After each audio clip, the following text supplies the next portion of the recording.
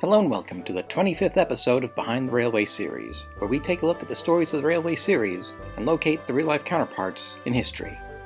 Next up is the series' 25th book, Duke the Lost Engine, first published in 1970. These stories all take place on Sodor's narrow-gauge railways. The first story, Grand Puff, tells how Peter Sam and Sir Handel used to work on another railway as Stewart and Falcon, respectively, and how they worked with a wise old engine named Duke. If ever they misbehaved, Duke would remind them about engine number 2 behind the shed. Eventually their line closed. Stewart and Falcon went to the Skarloey Railway, while Duke was forgotten in his old shed. The next story, Bulldog, has Sir Handel telling the other Skarloey Railway engines of when he was still named Falcon, and Duke had to save him from derailment. In You Can't Win, Peter Sam tells about when he was still called Stewart. Now he had to pull a train after Duke failed, only for Duke to end up pushing him to the next station. The final story, Sleeping Beauty, has a group of visitors searching for Duke on the Arlesdale line. They find him after one of the visitors fell through the roof of Duke's old shed, and they bring him back to the Skarloey Railway and Peter Sam and Sir Handel. By the time of the publication of Duke the Lost Engine, the Reverend Awdry's Railway series had sold 3 million copies, and was being published in paperback form. After a long period away from Sodor's narrow-gauge railways, the Reverend Awdry decided to return with a new story that would further flesh out the island's railway history and the origins of 2 Skarloey engines, namely Sir Handel and Peter Sam. For historical basis, the Reverend Awdry drew from the working history of Sir Handel and Peter Sam's real-world counterparts, Sir Haydn and Edward Thomas, who worked on the Corus Railway before being sold to the Talyllyn in 1950. The character of Duke, meanwhile, was based off an engine the Reverend had seen on the Festiniog Railway, number 2 Prince, the oldest working locomotive in the United Kingdom.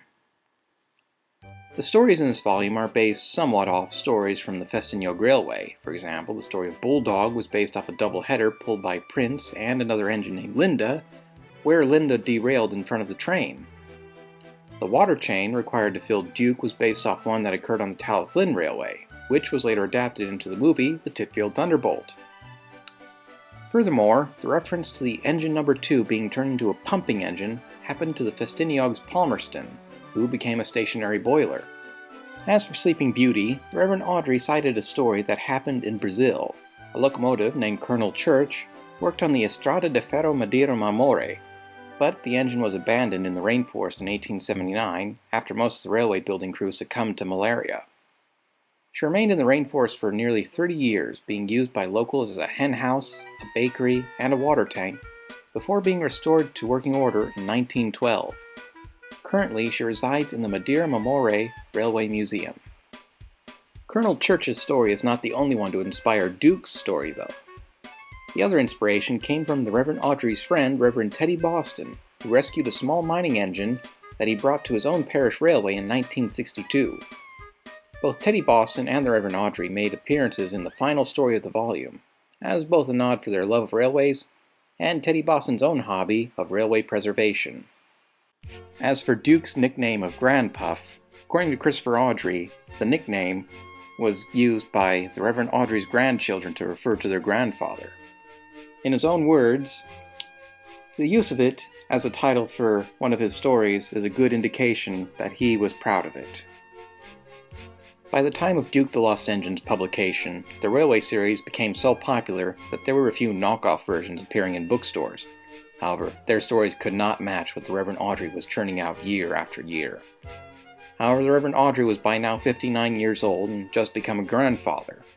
After a gap year with no new Railway series volume, the Reverend would go on to write his final addition to the series. Thanks for watching, and I hope you enjoyed this video. If so, feel free to like, subscribe, and share, and also leave a comment below. Until next time, I'm Captain Rutledge. Good day.